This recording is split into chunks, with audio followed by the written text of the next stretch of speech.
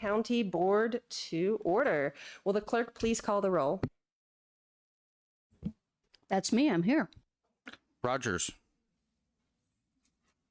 Sexton. Here. Sullard. Here. Thorsland. Vantage Theorenot. Here. Votava. Here. Wiggs. Here. Wilson. Here. Cagle. Carter. Cowart. Present. Crane. Here. Esri. Here. Fardy. Here. Fava. Here. Furtado. Greer. Here. Hanauer Friedman. Here. Lokshin. Here. Pugh. Present. Locke. Here. I'm forgetting green still means go. All right. In lieu of a prayer tonight, I will ask everyone to take a brief moment of silent reflection and remember why we are all here. We are all here in the best interest of the community. We'll take a few seconds of silence to remember that. We all please stand for the Pledge of Allegiance.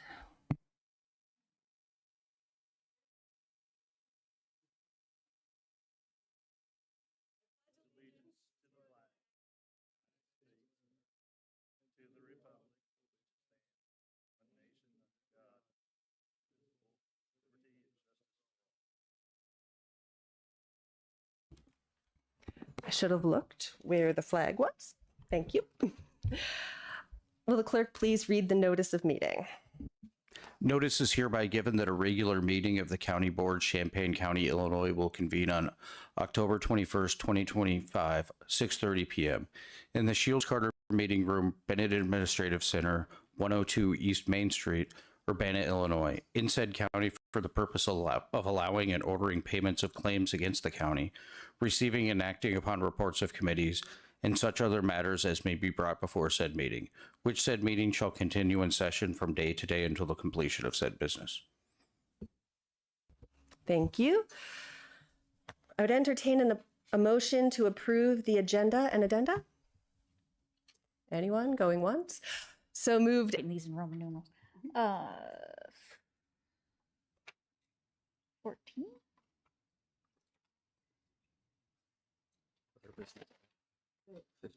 15. Sorry, 15F.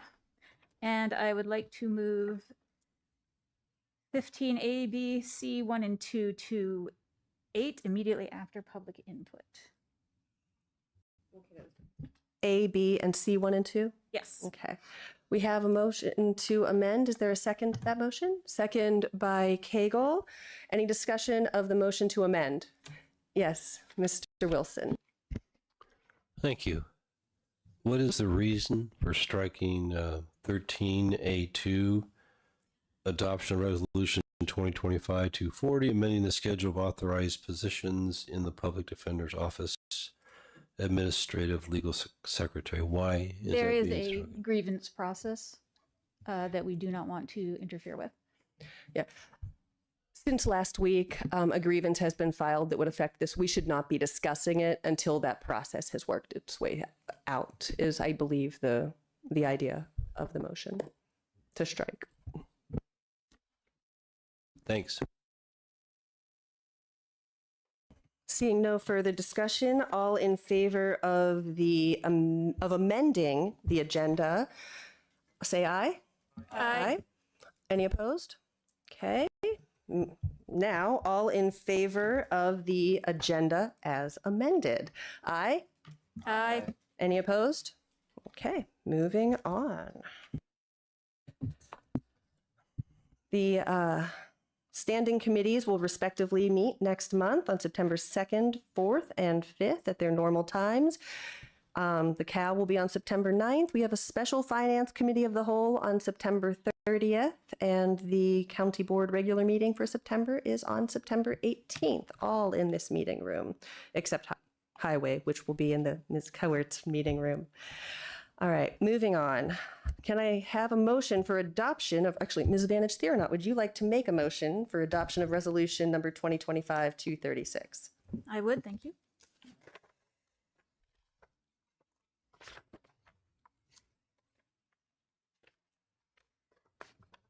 I am moving resolution number 2025-236, the resolution honoring county employees for years of service.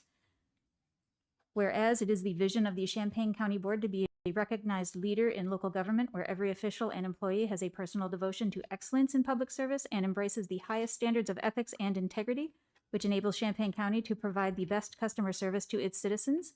And whereas one element of pursuing this vision is communicating to employees that their service to Champaign County is valued and appreciated. And whereas Champaign County employees admirably serve the people of Champaign County with full commitment to the responsibilities of county offices, work in partnership with fellow employees and county officials, and have dedication to the best interests of all the people of Champaign County. And whereas the Champaign County Board wishes to recognize the dedication and service of the employees who have reached 5 and 25-year milestones in August 2025, now therefore be it resolved that the County Board of Champaign County hereby recognizes each of the aforementioned Champaign County employees as an asset to the citizens of Champaign County and expresses gratitude and sincere appreciation for their years of service. Presented, approved, adopted, and recorded this 21st day of August, AD 2025. Dakota Foster with Fizz Plant, 5 years of service.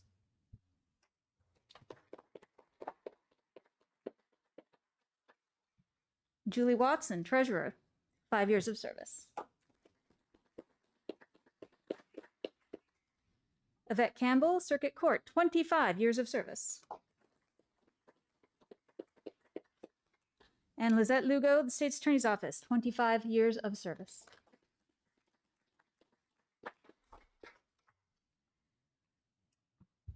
All right, we have a motion. Is there a second to motion? Mr. Farney, any discussion?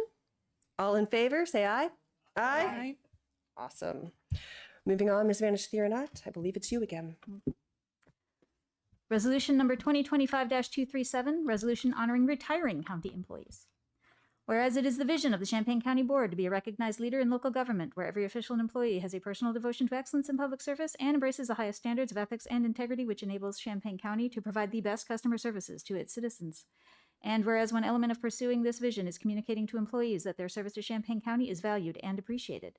And whereas Champaign County employees admirably serve the people of Champaign County with full commitment to the responsibilities of county offices, work in partnership with fellow employees and county officials, and have dedication to the best interests of all the people of Champaign County. And whereas the Champaign County Board wishes to recognize the dedication and service of the employees who will be retiring in August 2025. Now therefore be it resolved that the Champaign County Board recognizes each of the aforementioned retiring Champaign County employees as an asset to the citizens of Champaign County and expresses gratitude and sincere appreciation for their years of service. Presented, adopted, approved, and recorded this 21st day of August 2025. Thad Trimble, Sheriff's Department, 30 years of service.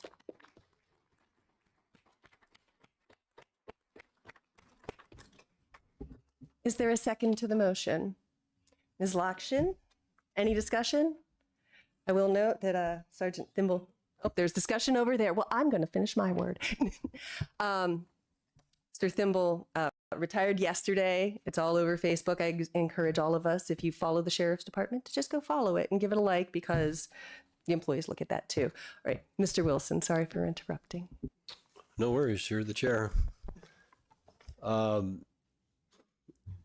thoughts are the following.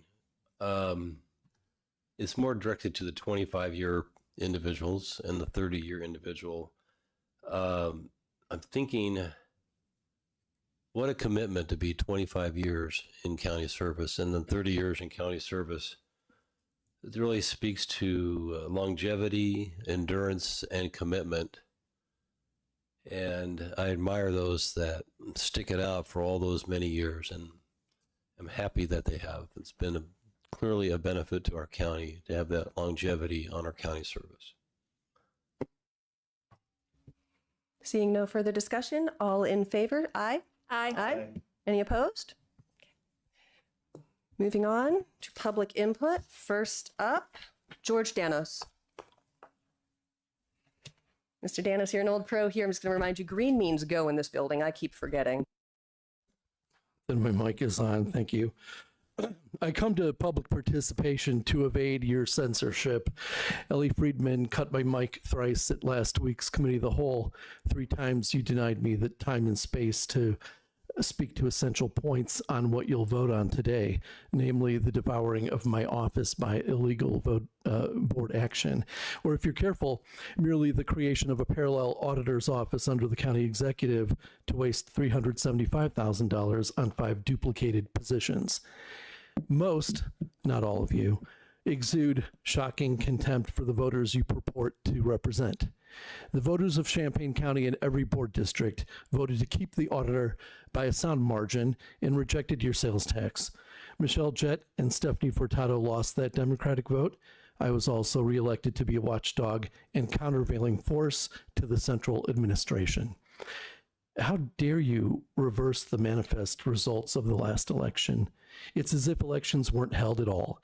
God help us if you obtain the misnamed home rule, which would allow you to tax the people without their direct consent, so long as you can get reelected in gerrymanders of your own design.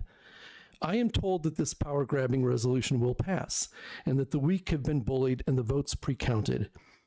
People of Champaign County, make no mistake. This effort at centralization comes from a corrupted local Democratic Party wherein its guiding force, a candidate for county executive, declaimed, "We get to decide who is a Democrat." And we should be explicit and say George Danos is not welcome, and we should revisit that.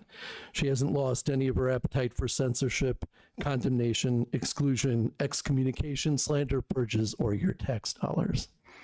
Lest you think salvation comes from Republicans, think again. If anyone should lead in objecting to the concentration of all financial decisions and information in the hands of a faction of the supermajority, it ought to be you. But you are moribund, egging on the majority party in a fratricide because you've lost sight of principle and cannot foresee taking power yourselves. Loyal opposition has one duty: to uphold principles like obeying the will of the voters and maintaining the separation of powers. Instead, a batch of rhinos, a way to pat in the head from the worst tyrannical and bureaucratic infighters my local party has thus far offered up to the public. Your proposal is a joke. It changes the meaning of words and will not pass muster in court. Statute is clear. The very first enumerated duty of the auditor is, quote, the examination of all claims, unquote. That's accounts payable. The very, Michelle and Travis's memo has glib, false answers to this. They say the duty to examine all claims is satisfied by my non-conforming purchases report, as if that is a self-existing static thing. Accounts payable recreates that report each month after reviewing every cash receipt and invoice. That's my job. The Illinois compiled statutes in the 1970 Constitution say so. You were treated to comparisons with the counties of McLean, Winnebago, Lake, and Peoria. But note, Peoria and Lake eliminated their auditor by referendum. Champaign County obviously did not. It affirmed me. So board members, by what divine right do you so cavalierly ignore the will of the voters that they keep an independent auditor fully staffed to look out for the taxpayers' interests? Let me take this one step forward, further. The same board that cuts my mic and ignores the results of the candidate and election referendum think that the public will buy their completely pretextual excuse that interest income wasn't booked timely or that certain vendors were paid late. You decided on this course before the year even started. You knowingly rewarded the staff member who delayed the interest income bookings by retroactively granting him parental leave, paid parental leave that was intended to attract workers, not paying foreman's exit bonuses to silently strike in my office. Late paid vendors either billed us late or were clients of disorganized departments, which we helped. I made that clear, but $15 million Furtado repeated in bad faith that deliberate misplacement of blame on my department. You have defiled my office in order to destroy it, but what it needs is healing. Stay out of my business, do not talk to my staff behind my back, and let me develop productive and mutually supportive relationships with them without your interference, which is only done in order to compile sleazy dossiers like last year when Wayne Williams and Michelle Jett imitated the worst excesses of the National Party, namely the construction of the Steele dossier and Russiagate, two smear campaigns so criminally partisan and nationally damaging that if my party had any decency, it would censure Hillary Clinton for unleashing that drama to excuse her embarrassing 2016 election loss. So pass this resolution at your peril. It will demonstrate your fecklessness and it will be struck down in court. Next, John Bambenek.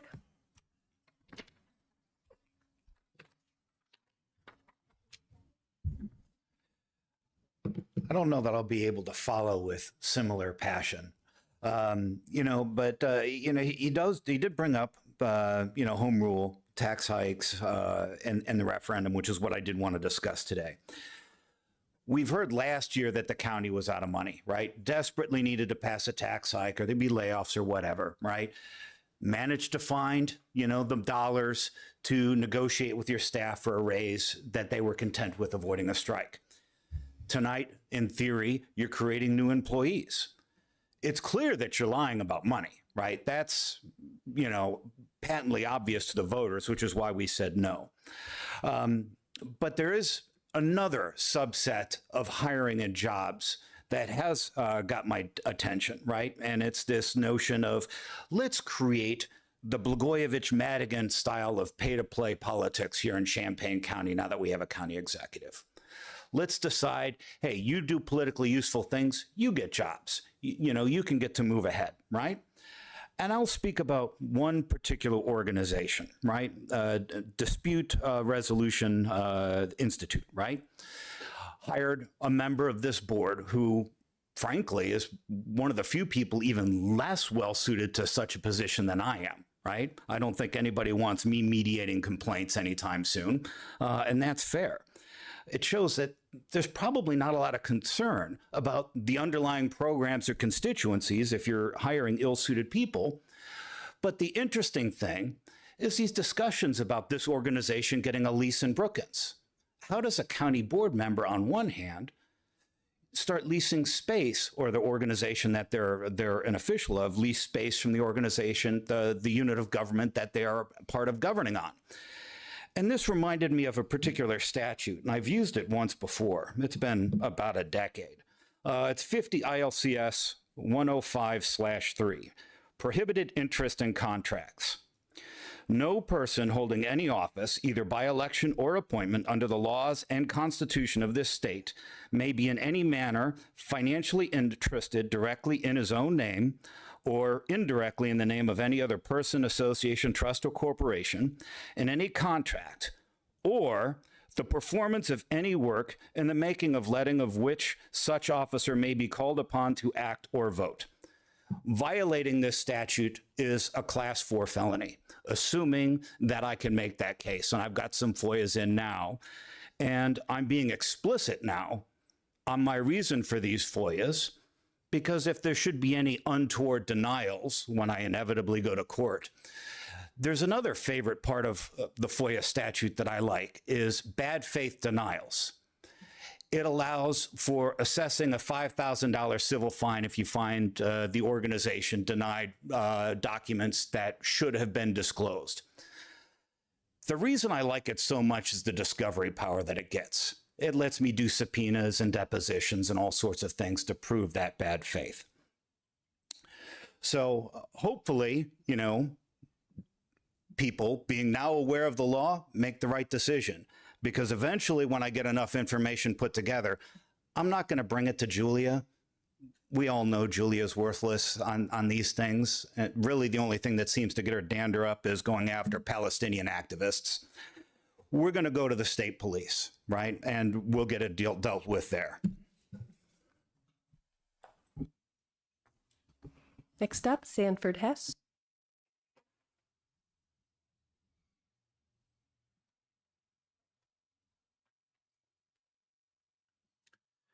Good evening.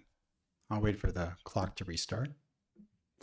My name is Sanford Hess. I'm a Champaign County resident. Full disclosure, I am also a candidate for county executive in the Democratic primary. I'm here to talk about the proposal to create a finance department, speaking as a consultant with 30 years of experience in local government finance systems.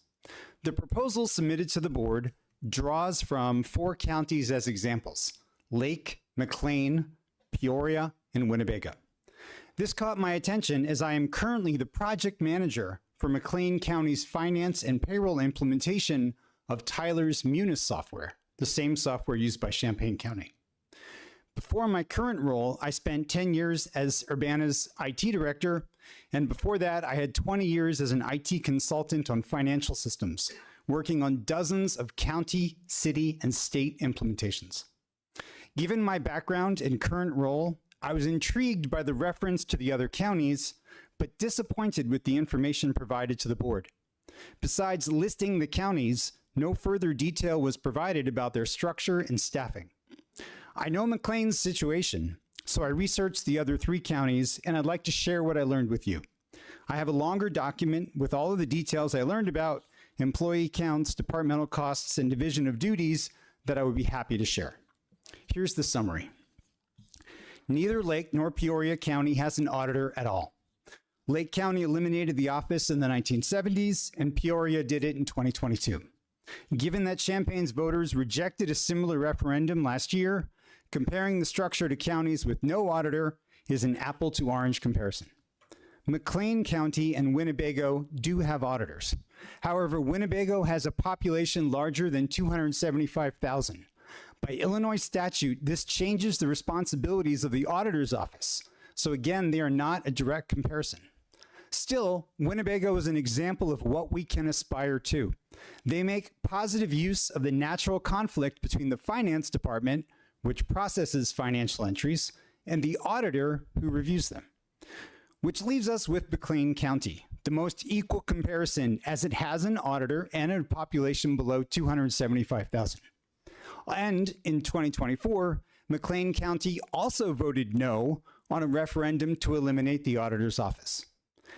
Back in 2018, issues with payment delays by the auditor's office led McLean to move accounts payable and vendor functions from the auditor to the treasurer's office. McLean does not have a finance department. In McLean, the auditor approves payments and purchases, manages the list of assets, and prepares financial statements. This is different from the breakdown of work suggested for the county, for Champaign County. With that context, my opinion is that the executive's proposal to move processes to a new financial department is a good idea, although the plan proposed in tonight's packet is vague on details.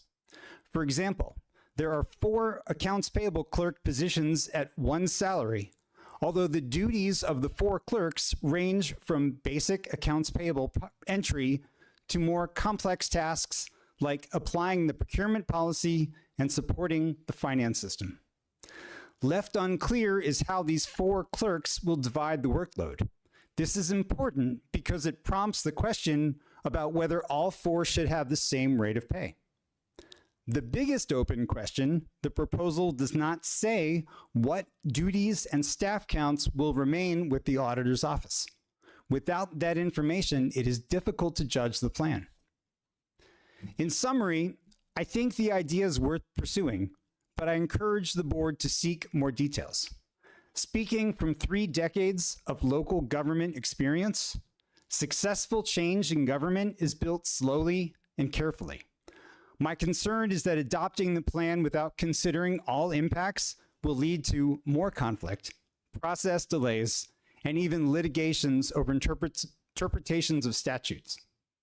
I encourage the board to consider the proposal thoughtfully, but to clarify roles and division of duties before taking action. Thank you.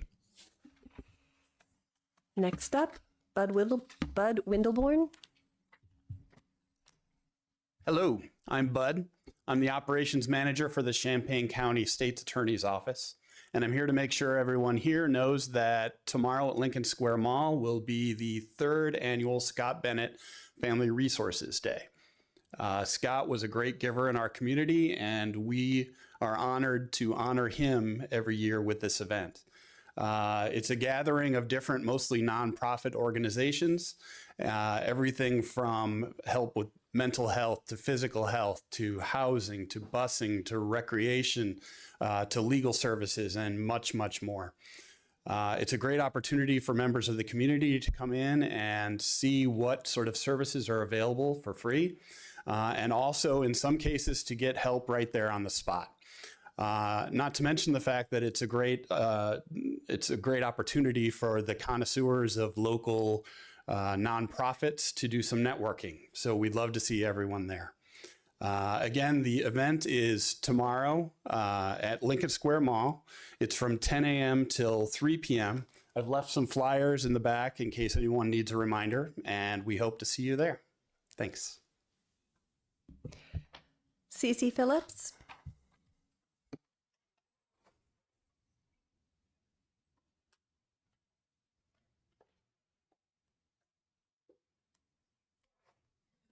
Good evening. My name is Cece Phillips. I speak to you both today as a longtime employee of Champaign County and as the president of the union that represents the hardworking people who keep this county running day in and day out. We all want the same thing, a stable workforce that is treated fairly, recognized for their work, and supported in doing their jobs well. That's why I'm here, not to draw lines, but to raise a concern. I believe we can work together to address and create a workplace that is fair and equitable to all county employees. Many of our members are working in positions that have not been reevaluated since 2004. In that time, roles have changed significantly. Responsibilities have grown, technology has advanced, and the expectations placed on staff have increased. As a result, a number of employees are now performing duties that clearly fall into higher classifications without the corresponding title or compensation. This is not just a workload issue, it's a contractual one. The collective bargaining agreement that we've all committed to is clear on this matter. We know the board is aware of these concerns, and we truly believe that there is a path forward together. What we are asking for is not extraordinary. We are asking for fair recognition of the work being done and for the compliance with the agreement we negotiated in good faith. We are ready and willing to work with the board to ensure that the job classifications are updated and that the contract language is honored, and that the county continues to be a place where employees feel valued and respected. Let's do the right thing, not just for our current workforce, but to set a strong foundation forward for the future. Thank you for your time and your commitment to work with us.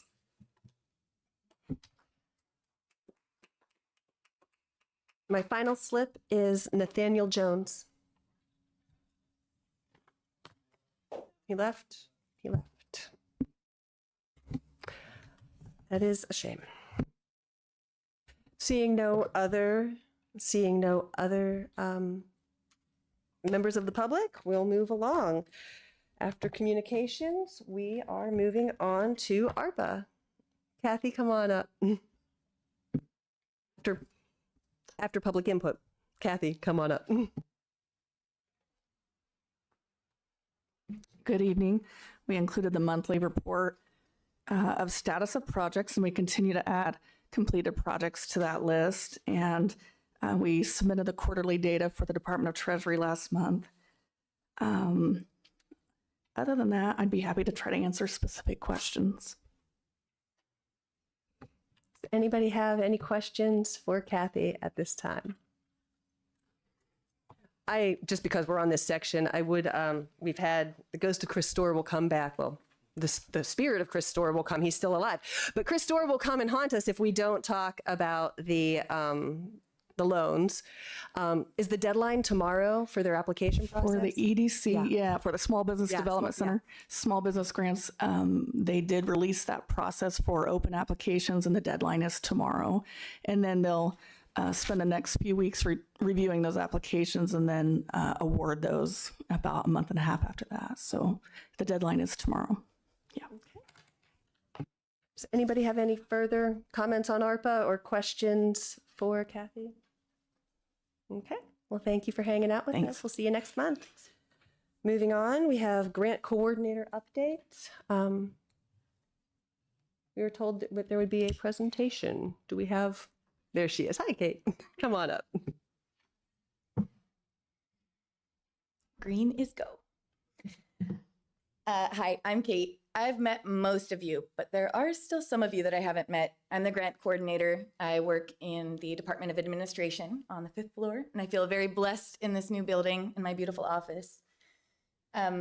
So I'm not going to go over all of the things that I do some posting with.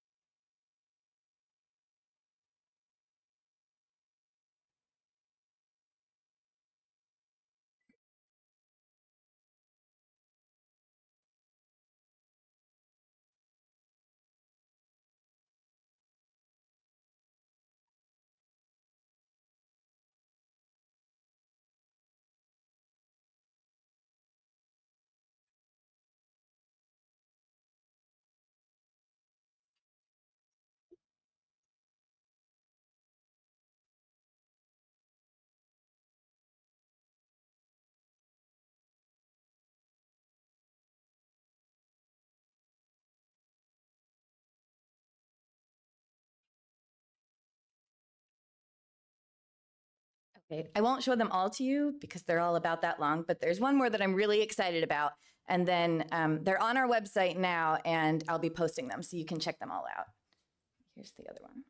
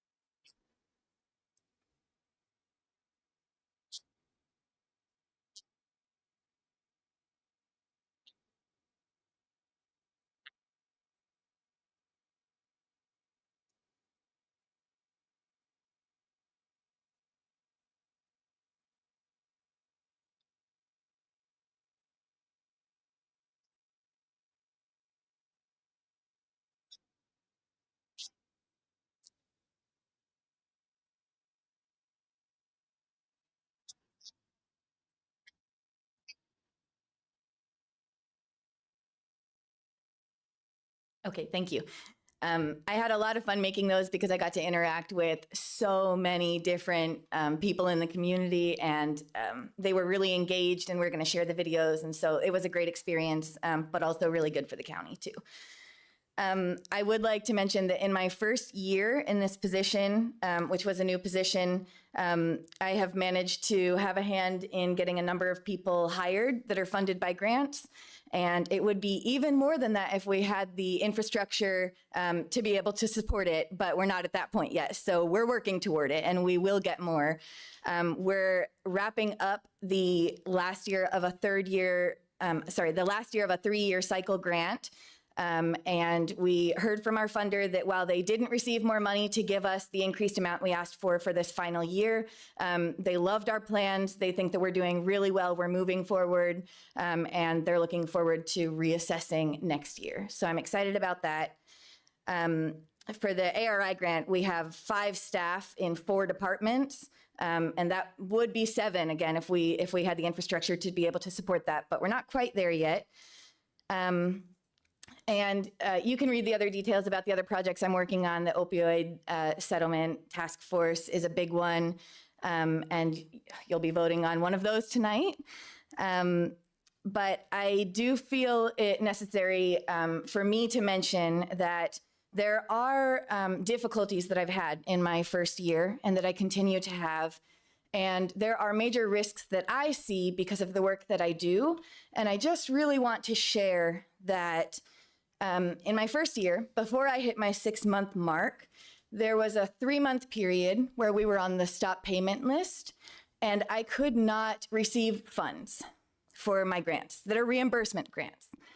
I was learning Munis, I was learning how all of this worked, and that threw me for a loop. It also threw the auditor's office for a loop because the person who helped me establish my fund and get things going is no longer there.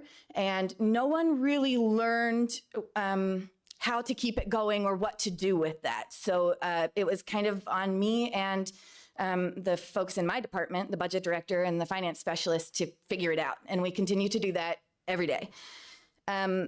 During that 3-month period, though, it wasn't just about receiving funds. I learned that I couldn't apply for grants. My job, my essential job, I couldn't do. In every grant, as you've heard, I know from RPC and many others, there is a box that you have to check at the end before you can submit that says that you agree that you are in compliance and you are not on the stop payment list. If you can't check that box, you can't submit the application. It won't let you. So I was worried about losing my job. I didn't understand what was happening, and I was very concerned about that. And also, I really want to mention that there were a lot of grants during that time that I wanted to apply for. I had applications that were ready, and I was sitting and waiting because I couldn't submit them. And one of those, I missed the deadline, and that was a big bummer because I put work into that. But I continue every day with the work that I'm doing with the auditor's office to struggle with the length of time it takes to get things done. I have to constantly send emails asking. And there are a lot of times that when I'm not getting answers or the answers aren't sufficient, if the finance specialist isn't being copied and brought in, I am having to go to her to get these things sorted out. So to do my job, I really am not able to rely on that office entirely. It's a team effort. So I start with that office. I try to get what I need. And I'm also working with the finance specialist and the budget director to make it make sense. So again, I do this every day. These are the people I interact with. I understand the way it should be working, but I want to be clear that it's not. It's not working that way. Thank you very much. Are there any questions for Ms. Kuzia? Mr. Varney? Mine's actually a comment. Last month out in St. Joe, we had one of the gun safety presentations, the gun safes, gun locks. There were 25 people that showed up in little old St. Joe to come and get those and to learn more about gun safety and everything. Thrilled me to hear that when I went down and talked to the folks at the library. So thank you for doing that. Keep moving forward on that. It's great that we're able to do that, especially out in the rural areas. And I know it was appreciated by the people that came out and got a little bit of education and got some equipment to help keep us safe.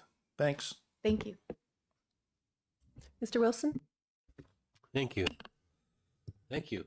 Great presentation. So this is going to put you on the spot. And if you don't want to answer, that's okay also. So unbeknownst to me, I didn't realize that there were a number of grants that you could apply for and you were unable to apply for because, is this because the audit wasn't completed in time? Yes. So because the audit wasn't completed from October 14th until December 24th, we were on that list actively. Well, that's not really good news, is it? No. And then I'm not at this point talking about roles and responsibilities of the auditor's office. I'm just trying to, I think it's worthwhile to understand that applying for grants and then your job is in jeopardy because someone's not doing their job. Is that what you're saying? I wouldn't claim to know all of the reasons that the audit was late, but I think, Mr. Wilson, I think that that's beyond the scope of what we're talking about right now for whatever that's just for open meeting purposes. All right. Well, thank you. Thank you. Any other questions for our grant coordinator? I work with you so much on opioid. You're never allowed to leave. Thank you. Thanks. All right, moving on.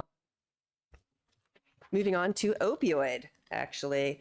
I would entertain a motion for the adoption of resolution number 2025/244, approving an agreement between the County of Champaign and the Broadlands Longview Fire Protection District. Mr. Farney, second by Mr. Wiggs. Any discussion? Okay, all in favor? Aye. Any opposed? Okay, And then the budget amendment that follows with that, I would entertain a motion for adoption of resolution number 2025-245, approving budget amendment BUA 2025/7/473, Fund 2680 Opioid Settlement Fund, Department 075, General County, increased appropriations 18,000, increased revenue 0. Reason, appropriation of funds for the agreement with the Broadlands Longview Fire Protection District. Mr. Sexton motioned, second by Mr. Esri. Any discussion? Mr. Esri. Just like to thank Mr. Clayton Bosch, who's in the audience tonight, for bringing this forward to us at the Opioid Settlement Task Fund, and glad that we can get this done for you tonight. I mean, we passed the resolution, so hopefully we're going to pass the money here in a second or two.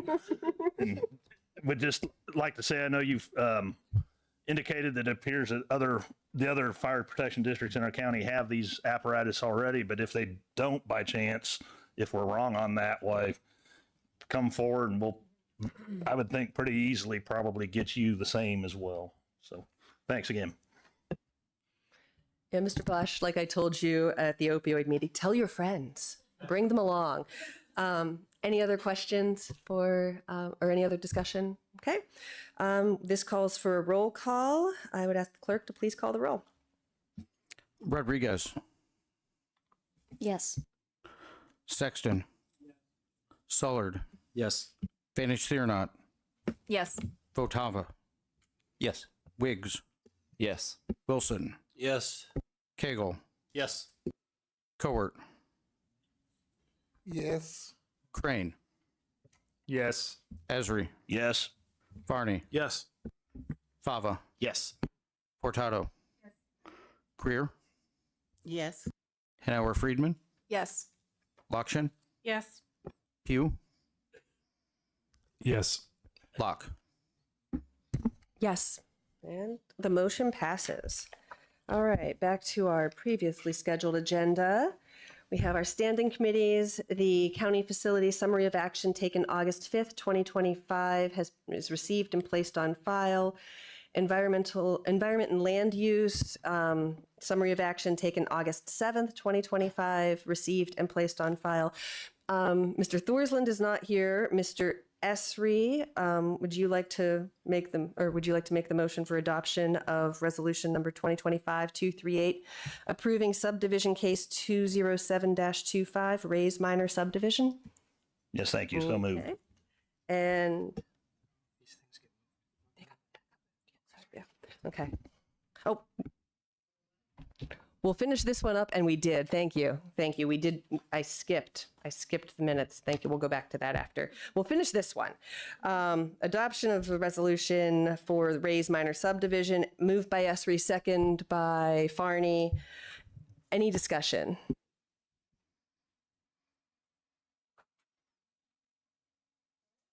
Mr. Votava? Yes, when this came up in discussion last time, there was some discrepancies between the different soil and land reports, and I was wondering if there was any additional information that has come to light since the last time we talked about it.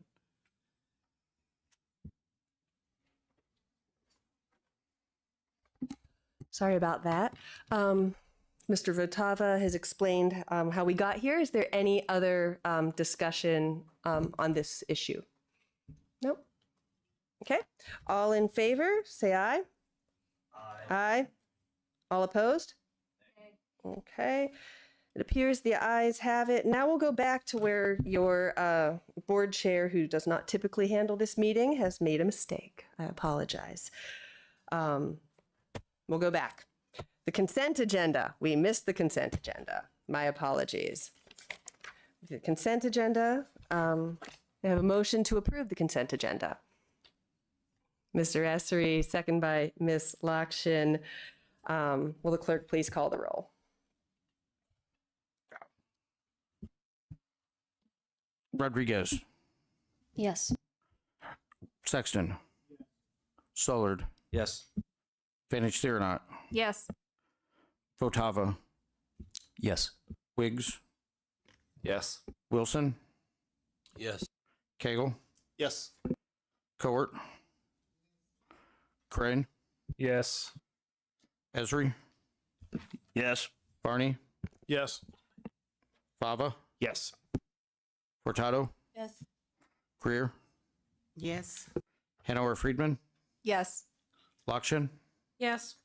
Pugh, Yes. Locke. Yes. All right. Sorry again about that all. The consent agenda passes unanimously. Now I would entertain a motion to approve the minutes from the March 20th, 2025 regular meeting. Mr. Esri, second by anyone? Second by Mr. Sexton. Any discussion of the March 20th, 2025 minutes? All in favor? Aye. Any opposed? Okay. And then I would entertain a motion from the or to approve the July 24, 2025 regular minutes. Moved by Mr. Wilson, second by Mr. Crane. Any discussion? All in favor? Aye. Any opposed? Okay, that passes. All right. Sorry about the out of order. My apologies, Mr. Bambanek. This was my fault. Highway and Transportation Summary of Action taken August 8th, 2025 is received and placed on file. Moving on to areas of responsibility, a summary of action taken August 12th, 2025 at Committee of the Whole meeting, Justice of Social Services, Finance, Policy, Personnel, and Appointments is received and placed on file. I would entertain a motion to approve. Madam Chair. Yeah. Real quickly. Yeah. I just received a text for our technology people. Sounds like the audio is way behind on the feed. If they could look into that, please.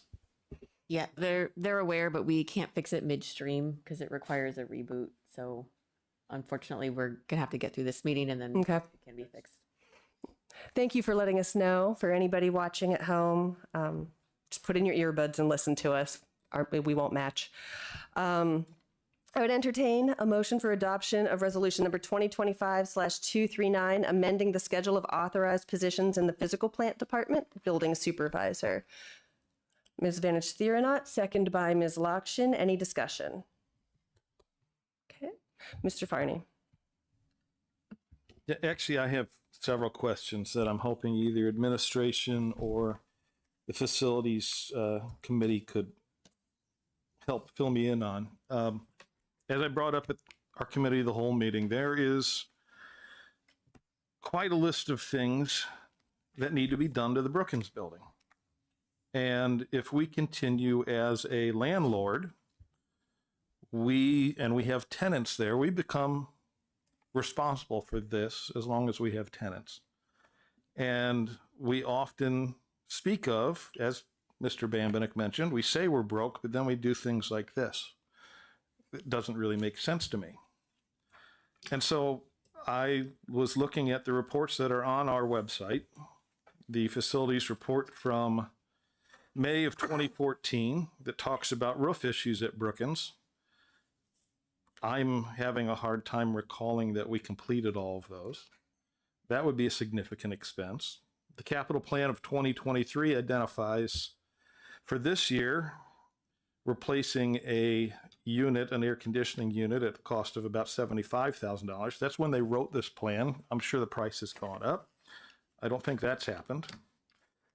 In coming fiscal years, $450,000 for exterior masonry, $500,000 to replace carpet, $680,000 for the asphalt parking lots, replacing the Pod 300 air conditioning units. That's another $400,000. Painting the interior walls, $100,000.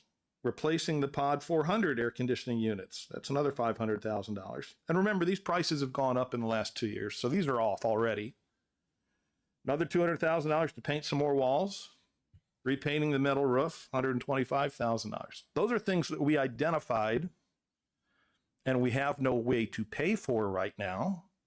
And in future years, we're going to find out from our budget director that, hey, guess what? Your general fund balance dropped 8% this year. We're now below our target already before we even start talking about the budget. And we want to put ourselves on the hook for this building. We have to say, no, this position is not well thought out. At the very least, we need to say we're not doing this position right now. We need to assess Brookins, why we're keeping it, long-range plans, We're not going to pay for even one of these projects on what we make on rent from RPC or any other organization that's renting from us. It's just not going to happen. This is throwing more money at a money pit. And if this passes tonight, I will relish in being able to say, I told you so. And this is going to happen. We're going to hire this person, and that air conditioning unit is going to go out, and we're going to be on the hook for a $400,000 air conditioning unit right now. Show me in the general fund where we're going to pay for it. Please do. I would love you to show me where that money is. It's not there. We need to be marketing this building. If there was something in the job description about being a broker and marketing it, I might consider it. That's not in there. This is us saying we're adding another building to our stable of buildings, which if you look at the 2016 report, most of them were already rated poor in 2016. That study hasn't been updated. They didn't get better. Brookins was only fair. It hasn't gotten better. If we are renting to whoever it may be, including RPC, which the other thing I'm kind of tired of is RPC is a county department when RPC wants to be. And then RPC is not a county department when they don't want to be. They have their own separate budget, their own separate purchasing policy. They use us when they need us. I don't think they tried real hard to move on.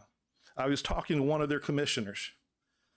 I said, hey, we're looking at hiring a building supervisor for Brookins. His first thing is, that building's a piece of crap. Why are you doing that? I said, for your organization.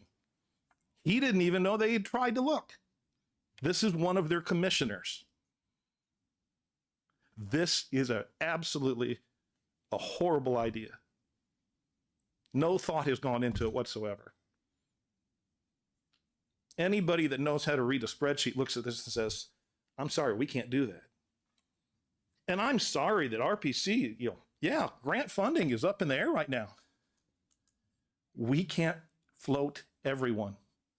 We are the county. We have county duties that we have to do. Eventually, the money runs out.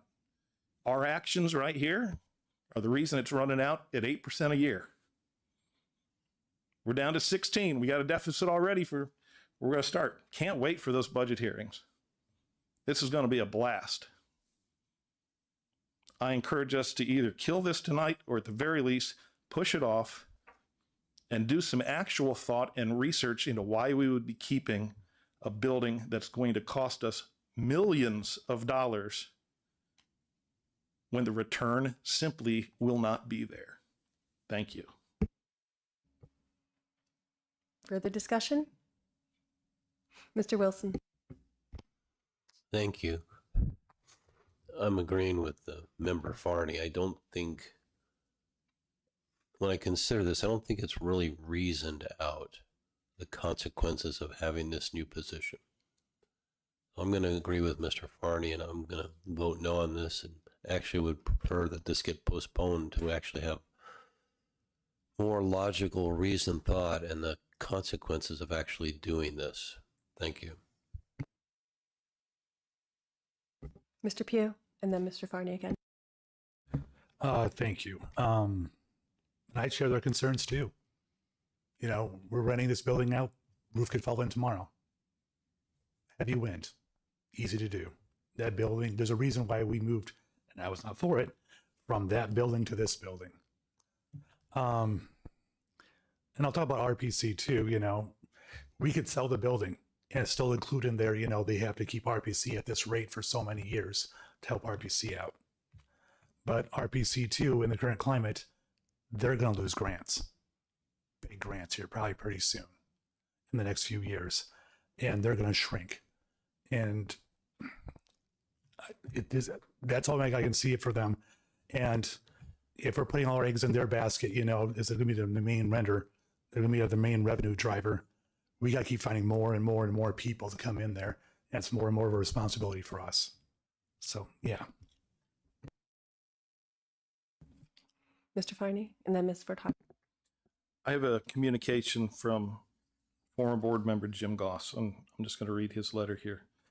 Distinguished county board members, I am writing only because I'm unable to attend this evening's meeting. I have a prior commitment that I'm not able to reschedule.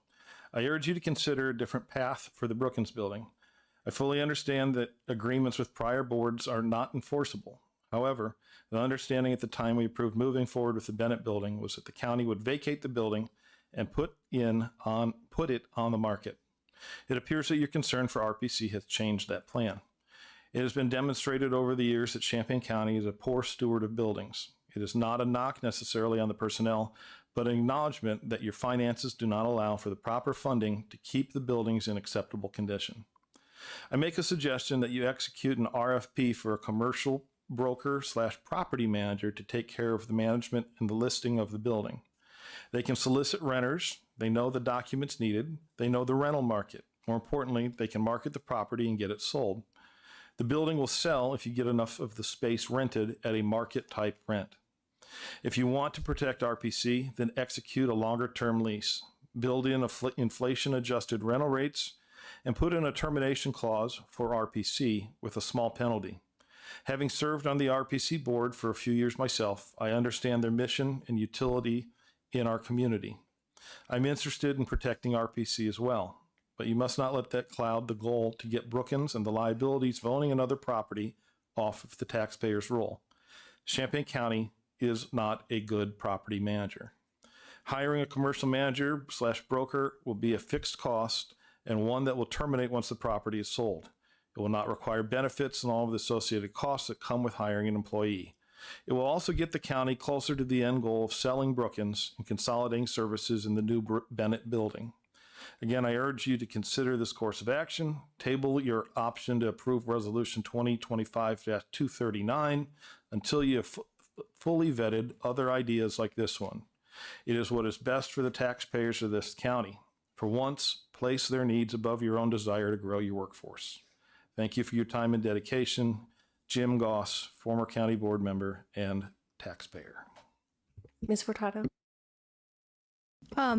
So I probably, outside of administration, have been closest to this project out of anybody on this board because I'm both on facilities, but I was on finance.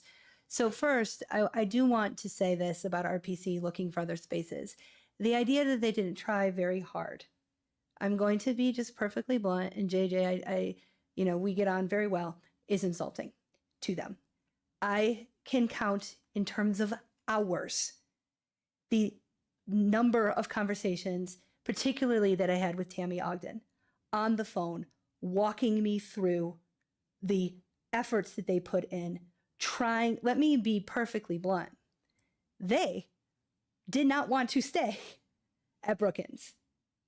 They exhausted every idea that they had. And up until very recently, their plan was they looked at the landscape. They could not find a facility that they could afford, right? Because again, their administration budget largely comes from what is allowable with what they receive from the grants they receive. They don't really have other revenue. There is no rental property in the county that they could find. So their next option was to build. And again, while I was finance chair, we had extensive conversations because they would have to go out to incur debt in order to do that. I had a lot of reservations about that pre the landscape of grant funding shifting. Because at the end of the day, as you said, I mean, whether they feel like it or not on a given day, RPC is part of the county. That bond would be ultimately our responsibility. I cannot, in good faith, I'm no longer finance chair, but there's no universe in which I feel that that risk would be acceptable right now. And they also came to that reluctant conclusion. When you're dealt a deck of very bad hands, sometimes you play the card you got. And I don't see an option. Like there's not a unicorn out there where they're going to be able to move in short order. I do want us to pause and think about this a little bit, maybe more. I am on the bandwagon, I can't say that word apparently, of I also do not like to be in the real estate business. I brought this up at the facilities committee. The ghost of Stan Harper will haunt me. I had financial reservations. I could probably tell you within a couple $100,000, like $100,000, the landscape of the 11-year CARF for that. I'm, very familiar with those projects. There is thought, and again, I don't think we know until we know the rental plan, the footprint of the rental plan includes the CARF. You are correct. If the air conditioner blows out tomorrow, are we going to have built up enough money? Is this long-term sustainable? And I, in facilities, said, I said, we aren't going to be in the propping up Brookings business. So there needs to be a trip line where if this ends up not working, we're done. Do you see what I'm saying? Like we finish out the leases that we have. This doesn't have to be a forever plan. That said, and I do fully support this. And I do think that if we don't do something, the worst case scenario is that we continue to think that under the landscape of the administration staffing that we currently have, that on top of all the other duties that they have, that they are going to be able to act as a rental agent and facility manager for this property, right? The worst case scenario is that we keep it and we don't rent it, right? That said, I could foresee a universe in which we table this with a specific date of return, meaning like not table it forever, but postpone it till, say, the September meeting or, the October meeting. And in that time, convene a smaller conversation between the leadership of finance and the leadership of facilities to maybe more robustly consider. I don't actually necessarily think that this and a broker has to be an either or proposition. Do you see what I'm saying? I think that we can hire a speculative conversation about what are the other options. I will also say that I know the administration has spent a considerable amount of time looking for likely,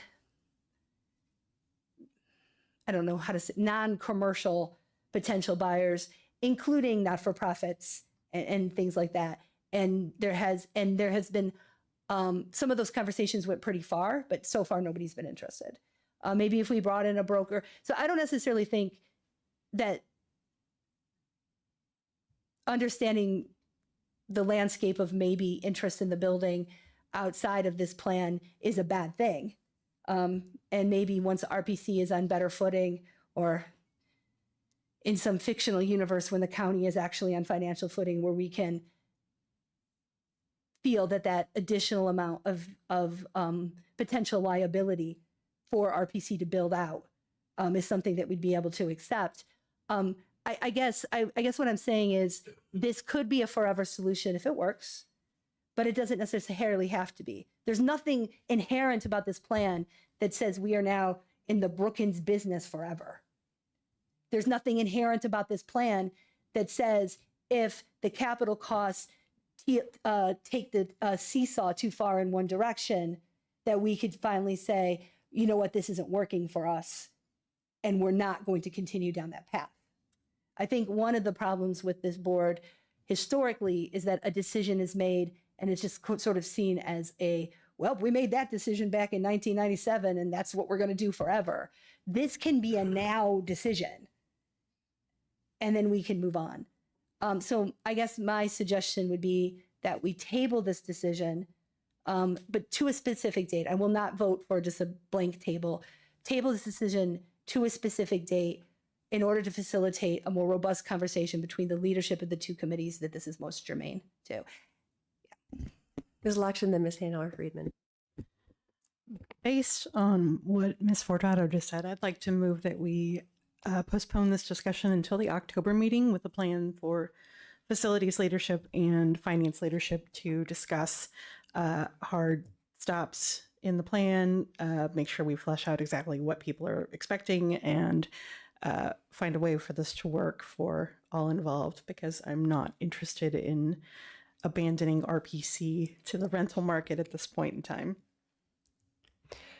I would second that motion. Okay, there's been a motion and a second to table this to the October meeting, which would be October 23rd, I believe, October 23rd, 2025. All in favor? Yep, sorry. I just need to remind her, but I'm Yes, Ms. recusing Rodriguez and has to not- abstain. Thank you. Mr. Pugh, I believe that is in relation, do you have discussion in relation to the motion to table? Yes, okay, yeah. Can we get a friendly amendment to that to actually have a commercial broker look at it and the possibility of selling it and what could actually be done with that? Ms. Furtado, I'm not real fast. I don't know that we can add that in the motion to table, but it is something that this member of that finance committee will keep in mind. I think Michelle has information. Yeah. Yeah, we've already done an RFP for a broker. So we've done that whole process and we got to the end of it. And then RPC told us that they were losing funding. So we stopped the RFP process. So we've been down that road. All right. Any further discussion about the motion to table? Yes. We can still get a commercial broker. We can still sell the building and still have RPC in there at their current rate for an X amount of years. Point of order, this isn't about tabling. Yeah, this is, okay. All in favor of the motion to table this action until the October 23rd, 2025 meeting? All in favor, say aye. Aye. Any opposed? Okay, this has been tabled to October 23rd, 2025. Moving on. We've stricken the next one. New business, adoption of resolution number 2025/241, authorizing payments of claims. Is there a motion to accept this? Motion for resolution 2025? Ms. Hanover Friedman, second by Ms. Furtado. Any discussion? All in favor? Aye. Any opposed? Okay. Hang in here. We're getting through it. Next up, adoption of resolution number 2025/242, purchases not following purchasing policy. Is there a motion? Mr. Sullard, second by Ms. Lockshin. Any discussion? Ms. Hanover Friedman. I would move to strike the under inappropriate use of county funds, state's attorney, that line. I don't believe should actually be on this list. It is in compliance with the purchasing policy. Mr. Flarney, is that a second to the motion to amend? Okay. There has been a motion to amend and a second. All in favor of amending the purchases not following purchasing policy, say aye. Aye. All opposed? Okay. Any further discussion? All in favor of passing or of adopting resolution number 2025/242, say aye. Aye. Any opposed?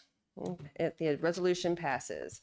Moving on, adoption of resolution number 2025/243, budget amendment, BUA 2025-541, Fund 1080, General Corporate, Department 42, Coroner, increased appropriations 68,300, increased revenue 0, reason to cover the anticipated shortfall for autopsy services.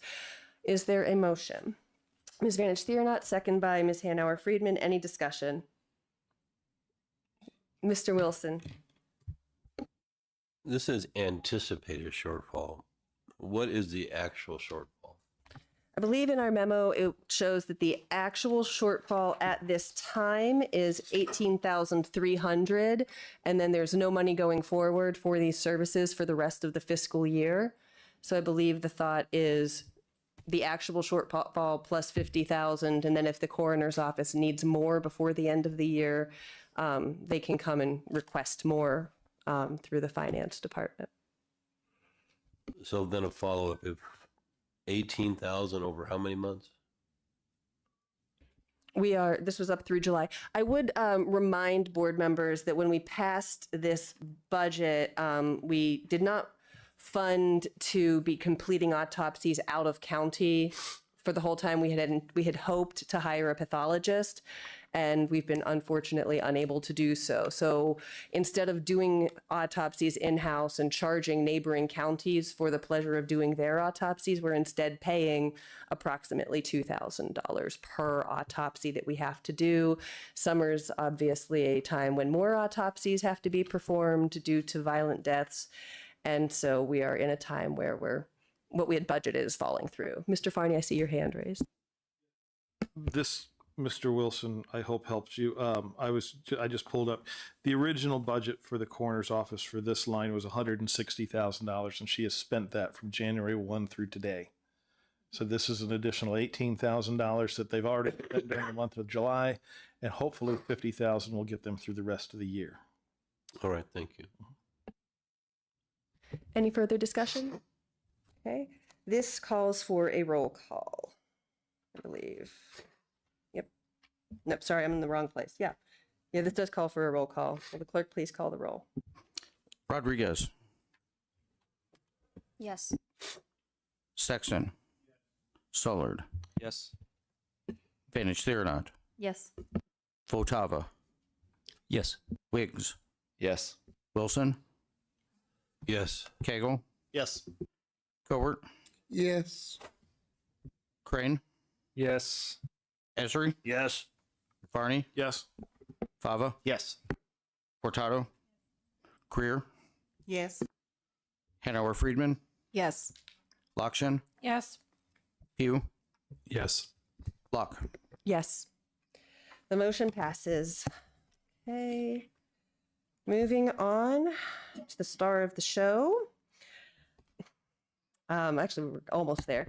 Moving on, Labor Management Health Insurance Committee, adoption of resolution number 2025/246, approving changes to employee health insurance and related benefit plans for financial year 2025. Is there a motion? Mr. Cagle, second by Mr. Esri. Any discussion? Okay. All in favor? Aye. All opposed? Motion passes. Next up, I would entertain a motion for adoption of resolution number 2025/247, creating a finance division and amending the schedule of authorized positions in the Administrative Services Department of the County Executive's Office. Is there a motion? Mr. Sullard, second by Ms. Lokshin. I open it up for discussion. Ms. Hanauer Friedman. Just a quick amendment. The resolution in our packet didn't include the grade range for the positions, and we have that now in the yellow sheet. So if we could amend the resolution to add grade range F. But a motion to amend it to include grade range F. Is there a second to that amendment? Mr. Sexton, any discussion on the proposed amendment? All in favor of the proposed amendment, say aye. Aye. Any opposed? Okay. Now, do we have discussion of the resolution as amended? Mr. Pugh. I know the vote was in before we even started to bring this up a few weeks ago, but I just wish we would spend more time with this and more in depth what this actual repercussions might be, but that's all. Thanks. Any further discussion? Mr. Wilson?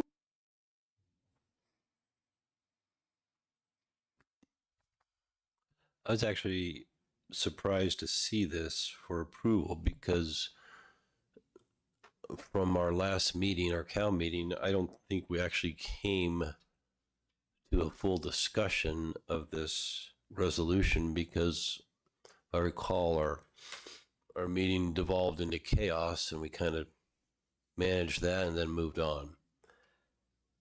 And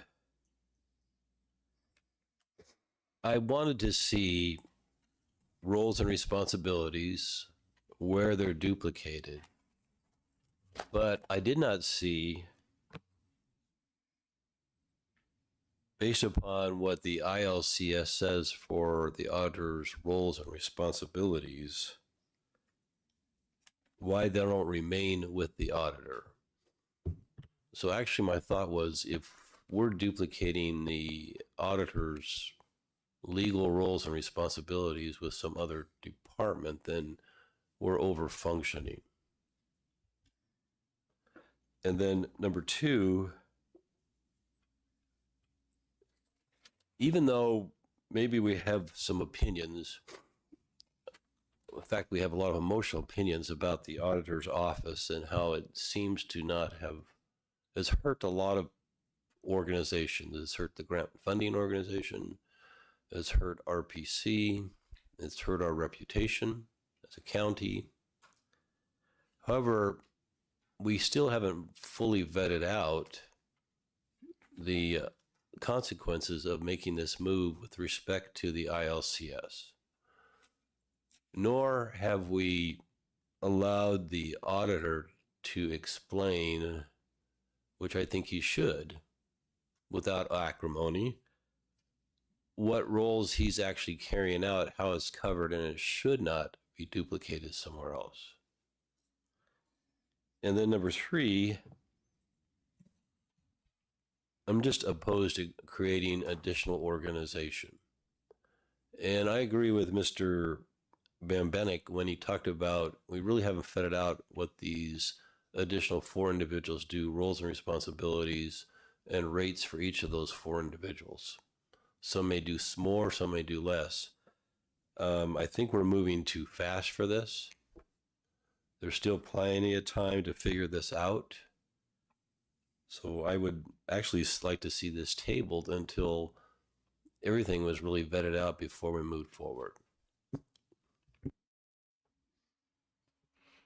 Any further discussion?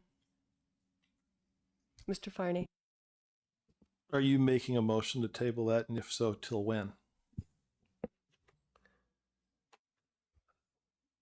Question number one, if I know this answer, then I'll tell you what. Is this something that needs to accomplish before year end to be in the 2026 budget?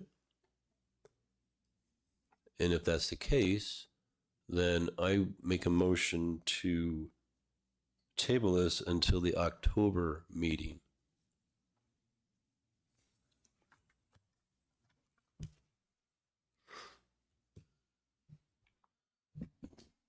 Mr. Farney? I'll second your motion.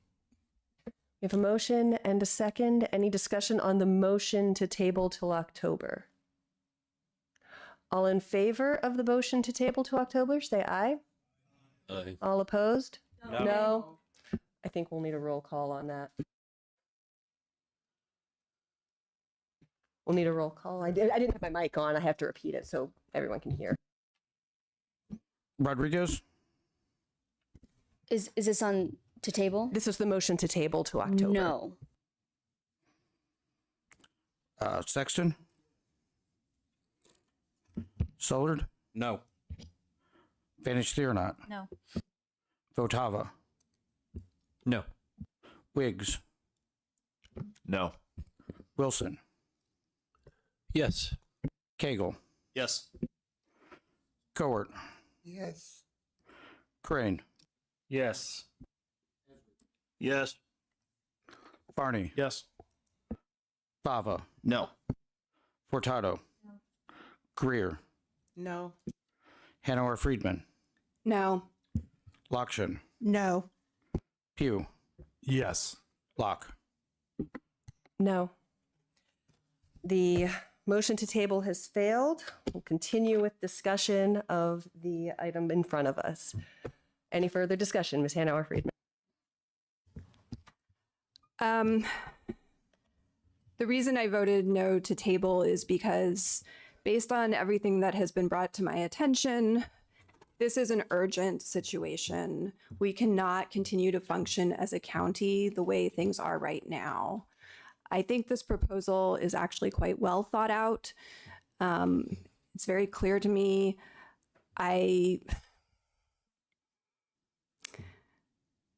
There are things that I would like to say, but I cannot because of pending litigation. And so I am imploring everyone to support this. I will say, when I say we're not functioning, not only can we find ourselves again in a situation where we can't even apply for a grant, but our bills are not being paid. And I do want to make this clear that the issue is not with the staff in the auditor's office. They are in a very difficult position. Ms. Lakshmi?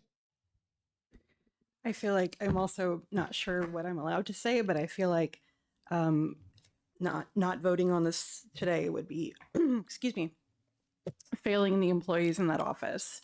And if we care about our staff like we purport to do, we need to take action on this. Ms. Rodriguez? I think Ms. Lockshin said it very well, that we'd be failing employees. A thing that I just want to call attention to should be immediate plans for how to implement this, and that it be with the mental health of employees in mind. Mr. Farney?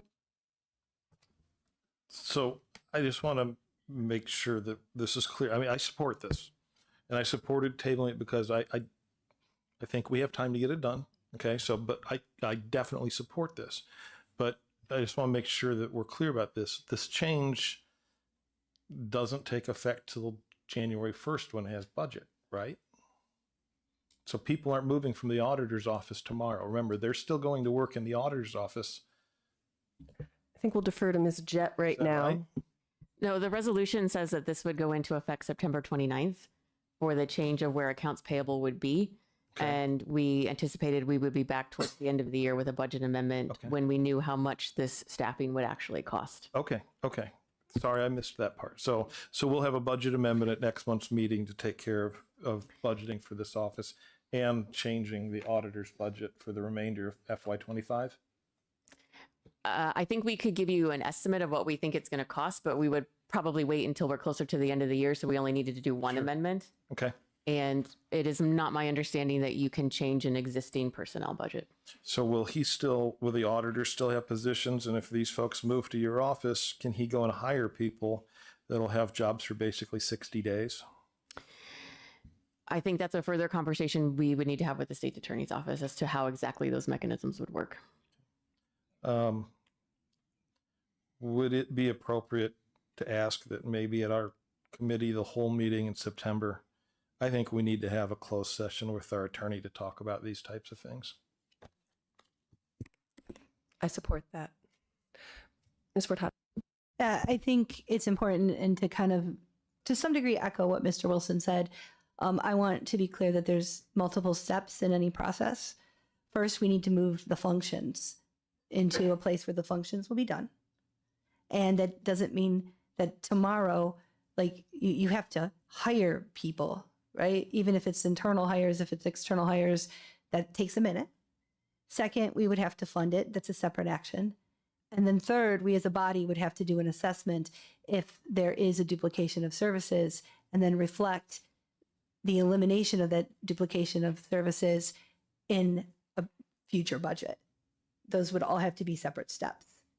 We cannot take all of them in one place. So I think one of the reasons I don't support tabling it is that's just putting you know what I'm saying? So this is just step one. This is not the last time that our body is going to have to deliberate around this issue. It's just to get the ball rolling before the ball rolls and smushes us. Mr. Wilson? Thank you. And first of all, I do care about the mental health of the employees, so that's not why I'm asking this question. Have we heard what the state's attorney's opinion of this change is, and are we within the law as written? Are we still in compliance? And why haven't we asked the state's attorney's opinion on this? Ms. Jett, would you like to speak to that? I'm not going to speak for the state's attorney. She's aware of the plan, and that's about all I'm going to say on that issue. The resolution is public information. It's been in the packet since it was posted. That doesn't answer my question. That was actually a deflect. So I would just like to know, has the state's attorney weighed in, are we going the right course of action or not? Just the fact that she's aware of it doesn't mean that it was actually evaluated and an opinion issued. I'm saying that if you wanted to know what the state's attorney's opinion was, you would need to contact the state's attorney and ask her directly. And I'd say that's a wrong approach. If the administration wants to make this change, which I understand why, it's not my job to ask the state's attorney whether this is correct or not. It's your job to do that. And I'm surprised that you didn't do it. We drafted this resolution at the direction of the board. That still doesn't matter. It's a point of, can we get a point of order and clarify whose role is what here? Yeah, so Mr. Wilson had the floor. We had a question directed to Ms. Jett. I believe at this point, since we don't agree on her answer, but she's given an answer to your question, can we move on with another question, if we have any? Mr. Cagle. In the same line, we talked through the state's attorneys had, knowledge of this. Is there any other situation where we've had counsel from state's attorney's office that says, hey, don't do this without consulting her? Or is this something that we would expect her, if there was an issue, to be the one to speak up and be monitoring our proposed resolutions? I'm assuming that's a question for me at this point. But yeah, for anybody, I know that Ms. Hanauer Friedman and I have been in discussion with administration and then through that with the state's attorney's office. We've not heard a big red X no. So there's that. Ms. Hanauer Friedman, can you? I would just add that we hear from the state's attorney when she has an issue with something. Absolutely. Whether we've asked or not.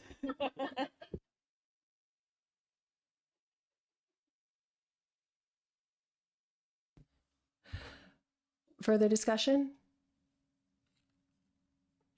Ms. Cowart. Yeah, the state's attorney usually give her opinion on things like this here. So have we got a written opinion from her? I have received nothing in writing. I don't believe we've received anything in writing from Ms. Reitz on this. Have we? I have not. Well, how do we know? I know that I've not received anything in writing from her. We know that we have discussed it with her office. That's the extent of my knowledge on this. That's how I know. So the board is not privileged to know exactly what you all discussed. Mr. Beckett, would you be willing to come forward? I believe you're the representative from the state's attorney's office who's most involved in any of these discussions. While we are dancing around items that cannot be discussed, could you elucidate? I think that I would say the state's attorney's office does not review every single thing that this board is going to do. And we do not view ourselves as constantly inserting ourselves into every single thing that you do, such that really only things should go through the board if the state's attorney's office tells you that they think it's what you should do. On a similar note, whenever the state's attorney's office is aware that you all would perhaps be considering doing something that we thought ran afoul of the law, we would tell you if we thought you were about to do something that ran afoul of the law. I don't believe that my office has been directly presented with the question that you're considering tonight. However, I would say we are aware of what you are considering tonight. I have read the resolution that you're passing tonight. I have also read the materials that Travis and Michelle included with the resolution.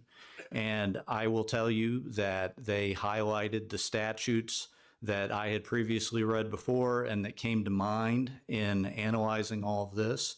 And so all of that is background. I would say that Ms. Reitz and I did not elect to contact all of you and say, What you are doing tonight, in our opinion, would run seriously afoul of the law.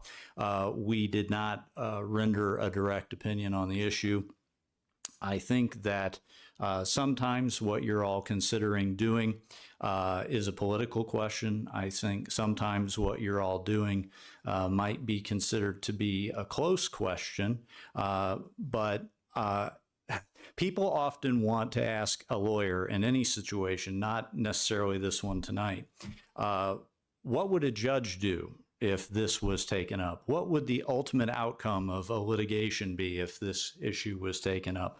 And I think that most good lawyers would tell you, I don't know. I don't know what the outcome will ultimately be of anything because we advocate, we're not necessarily in charge. I'm sure you all just thought, boy, was that a lawyerly description. But let me just say this.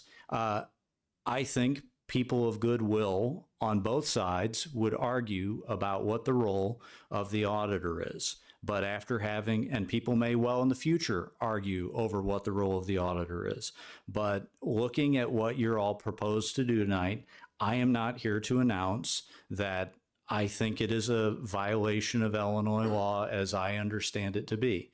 Other people might want to argue otherwise, but again, I'm not saying you should do this. I'm not saying there won't be logistical problems if you do this. I'm not saying that there won't be litigation if you do this. I'm not saying there will be litigation if you do this.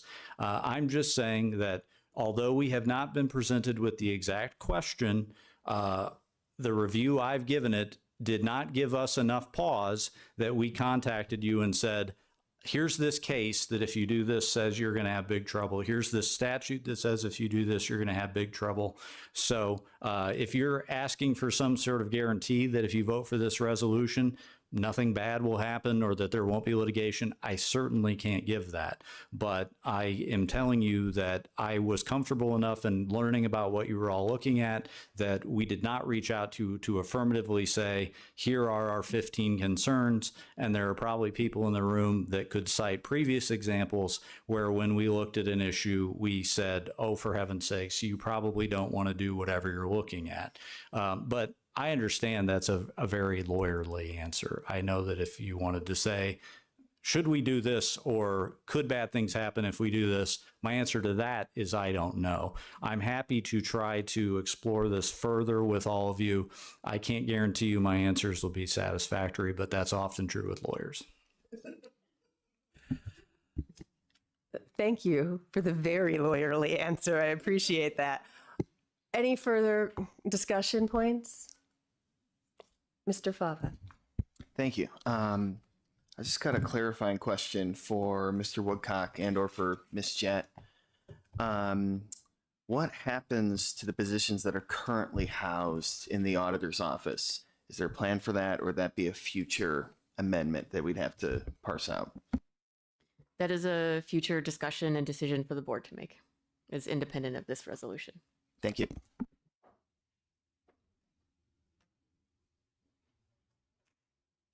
All right. I have my thoughts.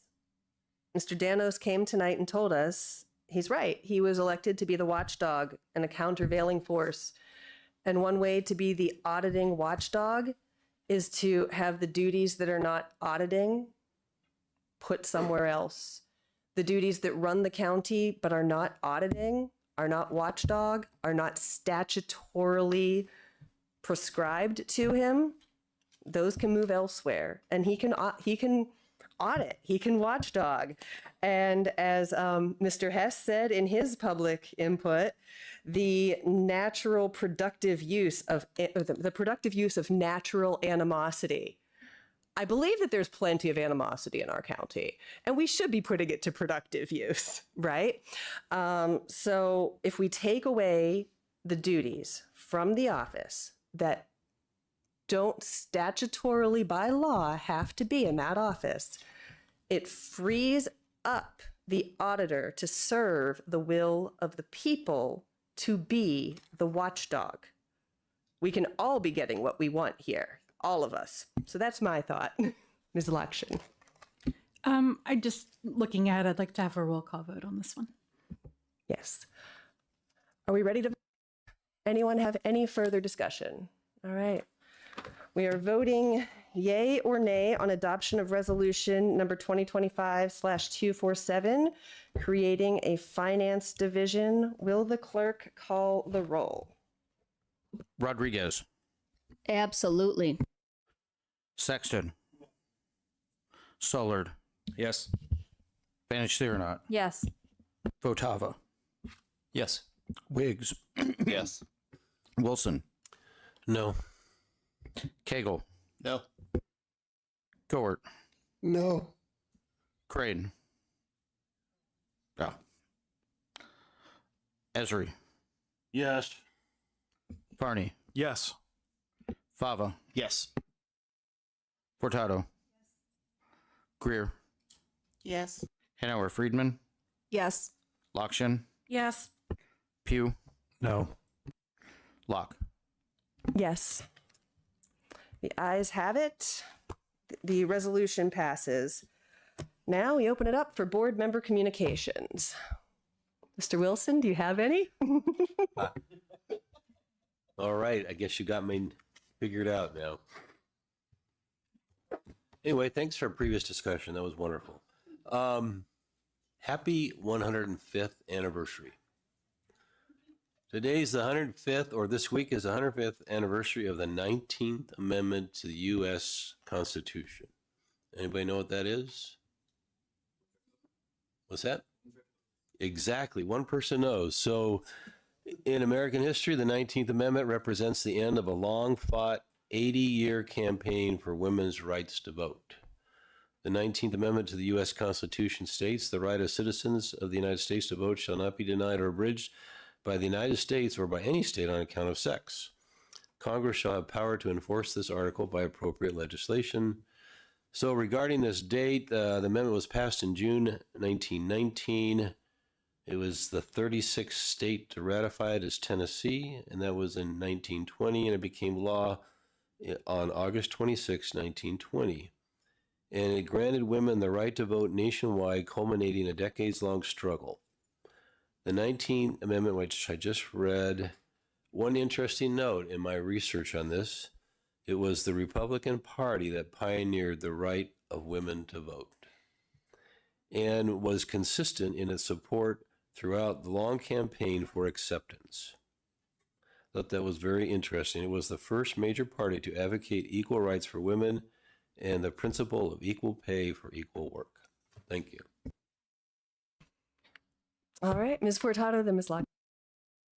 If folks would like to hear more about the women and women's right to vote, I teach this pretty frequently, and when I think about the women's right to vote, I always think about the women who self-actualized and got the right to vote in part by doing things like going on hunger strikes, being arrested, being shunned by members of their own family, being force-fed in prison, being rode down by horses in protests in Washington, D.C. If you want to even see like a piece of this, and it's a film, but it's actually a pretty decent film. It's a 2004 film with, I think, Hilary Swank, and it's called Iron-Jawed Angels. I teach that a lot in my women's leadership classes. And so I will echo Mr. Wilson's celebration of the women's right to vote. And I will, in doing so, honor the women who sacrificed their very bodies, their well-beings, in order for us. And this is one of the reasons that I think that it is so important to be part of this county, because one of the core things we do is hold elections. We fund that. We provide the opportunity for that. There is a weight to that. There is a history to that. And I think it is entirely appropriate that we honor that and the women who made it possible today. Mr. Sullivan. A couple quick items. First, I am running a campaign called Men Wear Pink. It's It's a breast cancer awareness, advocacy, patient family support, and research. If you see my socks down here, rocking the pink. This is going to be going on throughout the end of the year here. There's several, I want to say 14 of us doing it this cycle so far. There may be more added. We have a goal of $100,000 raised. We already are about a quarter of the way there. If you want to you could Google Men Wear Pink of Greater Illinois, and you will find this page through the American Cancer Society. There will be events that are posted on that page that anyone could participate in to donate, golf outings, things like that sort of thing. So I encourage everyone to give it a Google, see how you can help out there. Secondly, I was out last meeting and didn't get back till Monday. I was out of town. Something important happened in my own neighborhood this past weekend on Sunday, right down my street, my same street. My house backs up to a pond. You might have read about this in WCIA. A young child was drowning in the pond. The mom was screaming. A couple other folks ran out to try to help. And a young man at the end of the pond there, right around the corner, named Marcus Pearson, trained as a nurse and was able to provide CPR to this young man, and he survived. The response time from fire department was 3 minutes, which I think is great considering Duncan and Bradley's closed. So that was a pretty quick response time, and I want to just give a quick shout out in communications to Marcus Pearson in the Sawgrass neighborhood. Thank you for what you've done.